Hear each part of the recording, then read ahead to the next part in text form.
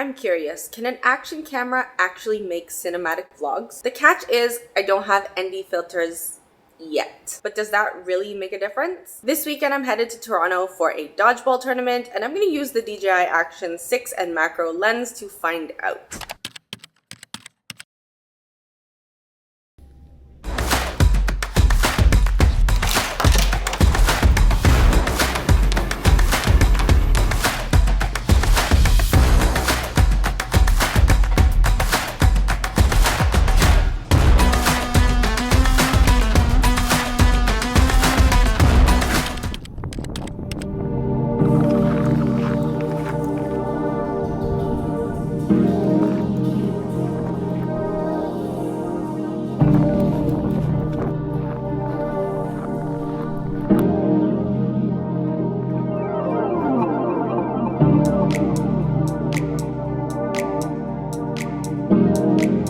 So what is actually meant by cinematic, especially when we consider YouTube? In my opinion, you want content that is intentional.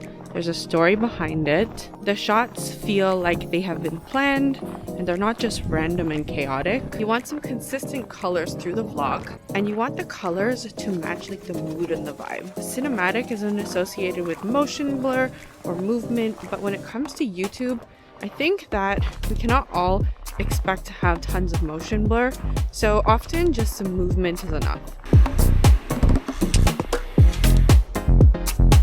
And now more often than not, people are referring to their vlogs as my life is a movie. When we're talking about cinematic, we are kind of drawing on those aspects. Now, I don't have ND filters yet. One of my biggest questions recently is, can we get cinematic footage with an action camera? Comment down below what cinematic means to you. I think there are a lot of mixed reviews. Hello from Canada. Except for you, Vancouver. You're excluded from this.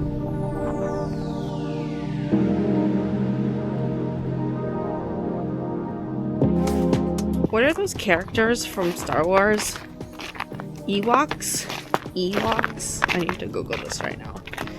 Oh my god, I'm gonna offend the Star Wars fans. Ewoks.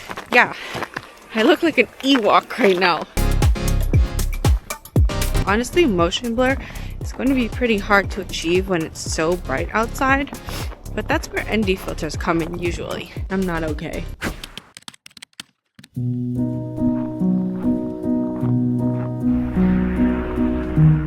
Honestly, I think this might be the worst snowstorm that we've had this year. So I don't know why I decided to walk.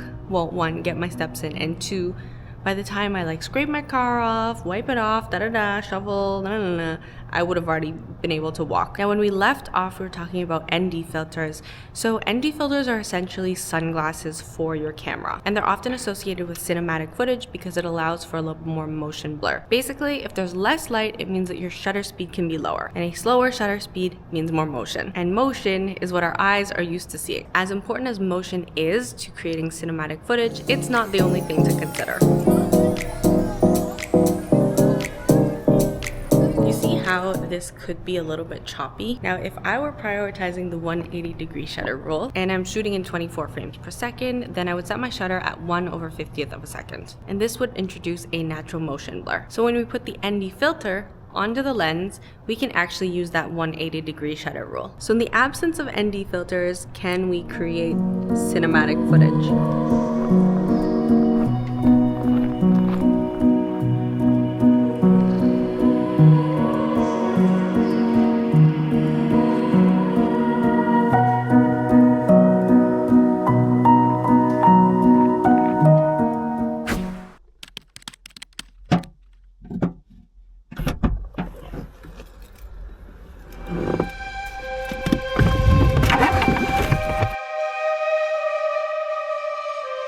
Now, on the topic of stabilization, generally speaking, you should keep your shutter speed at 1/100th if you want the Rocksteady to be able to analyze the footage properly and to create that stabilized effect. However, if you're like me and you don't actually really care and you don't mind if it's like a little jittery, then use the 180 shutter rule, and that's totally fine. All right, I am headed out now.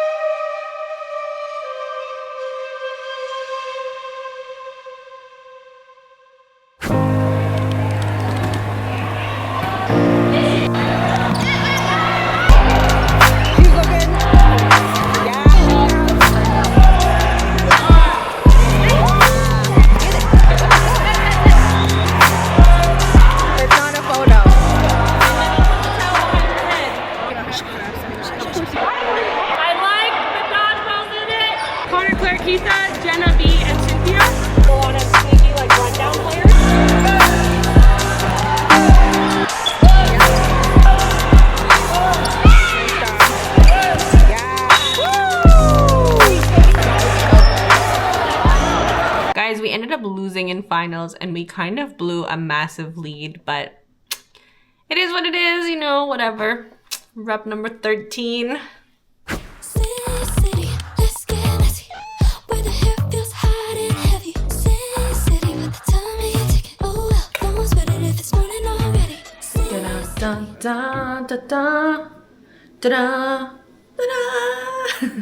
Don't blame me. It's cold, okay? You know, at this point, Herschel should just send me more hats because I've been repping. Pro tip, if you are a woman and you want plain hats, go to the men's section.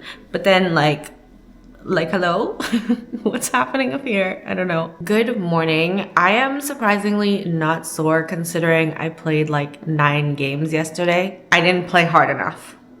That's the issue. Yesterday I would have liked to grab a few more clips of me playing so that I could insert them into the vlog. But you know, you guys have seen a lot of me, so you can just enjoy my teammates. How are you guys doing? You know what's interesting? Now that I've been vlogging a little bit more frequently, I almost feel like I miss it when I don't do it. That being said, I feel like when people use the term cinematic, they think of like really slow, melodic, oh look at this really beautiful scene, na na na na, ding, and like changing the scene really slow to the beat of the music and na na na. But I personally feel like cinematic can also be like really energetic and like upbeat. It's like a strategic chaos. And sometimes having like higher chaos moments balanced with like calmer moments can actually create a lot of impact in a vlog. So right now I'm in Markham. I might just go see what's around me, see if there's any like cute cafes to try out, and take you along and chat a little bit more about cinematic vlogs. Because who doesn't want to talk about cinematic vlogs on a Sunday?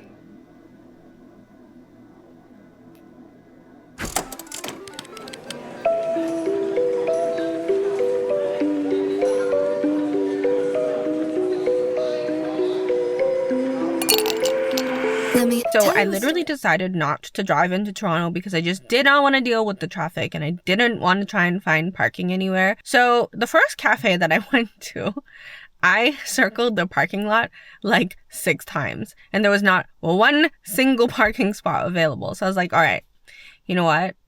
Let me just drive to the other side of Markham to see if I can try a different cafe that might have like some parking. The good news is that I found parking, but I have to walk in the cold, but it's okay. It's okay. Everyone and their mom in this city is driving a Tesla, a BMW, or an Audi. I'm making financially smart decisions with my Toyota. Ooh, bro just hit the snowbank. Ooh, bro just hit the snowbank twice. There were lipstick stains on empty glass. Chase thrills that'll never last. Shouldn't drive, but I'm on the gas. And trust me, it wasn't worth none. City, let's get messy. Where the hair feels hot and heavy. I think one of the most important parts of cinematic footage is not necessarily just the motion blur and like the mood, but the compositions and the intentions behind each shot. Sometimes having a wide shot that kind of establishes the area, kind of a medium shot, and then maybe like a detailed shot is a really good way to lead the viewer to understanding what's going on, and it can create some curiosity. Unfortunately, that's not always the case though. Sometimes in a vlog, you really can't do those shots. For example, like going to the cafe, it was really cute.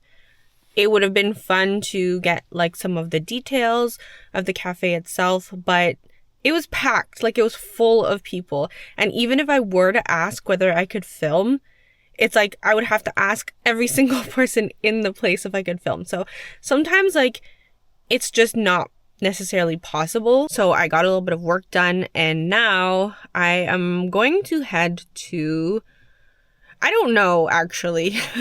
I'm not sure. Where is my map? All right.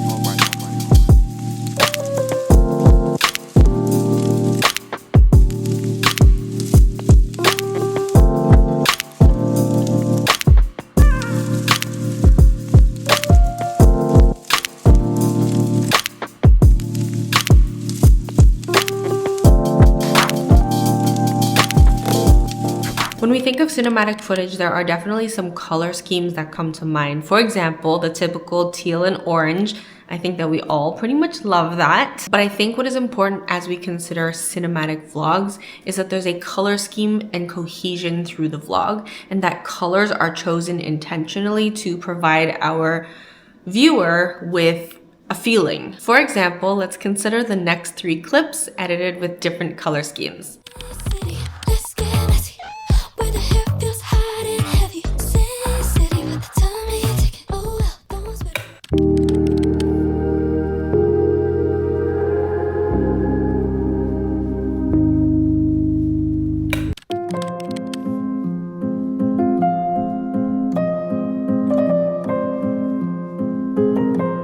Now, one of the big advantages of having the DJI Action 6 is that it shoots in D-Log and it also shoots 10-bit color. So we have a lot of flexibility when it comes to color grading, which allows us to at least cater to this aspect of a cinematic vlog. Now, speaking of like the mood and the vibe, I think what is also really essential is the music that you're choosing, the pacing of the vlog, letting your shots kind of breathe or have a little bit of space and that it's not just like overcut, at least not for like the entire vlog. And a cinematic vlog doesn't come from like having one really nice shot. It's like the cohesion throughout the whole vlog. I personally like putting music in my vlogs. I think it's just a nice way to create a little bit of space between ideas. But what I also find quite critical is sound design. I am definitely not like an expert at this, but I do try to incorporate subtle sound effects where I think is most applicable. And to maintain some of that raw ambient sound, I think it can make a vlog feel a little bit more real. Not to say that they're not, but let's say you're at a sporting event and you take out all the ambient sound of like the shoes, rubbing the court, etc. And then you just have like music. It's almost like there's a disconnect.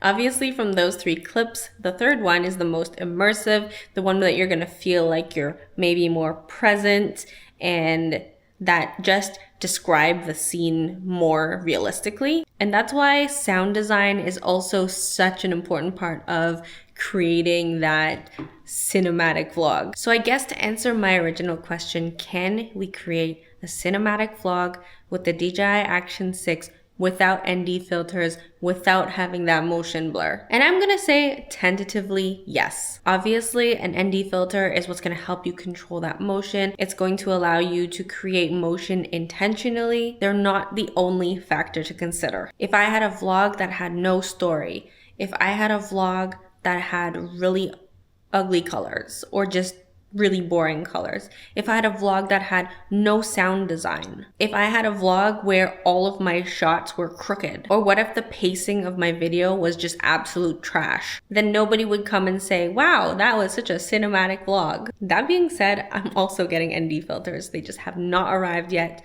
but when we get them, we will be putting them to work. We're going to be getting that intentional motion blur that we all love, and then we can put it all together and create a cinematic vlog. If you're interested in seeing more DJI Action 6 footage, I'm going to leave a playlist below of all my videos that I've done on this camera, which I love, by the way. And comment down below what you think is the most important part to creating a cinematic vlog.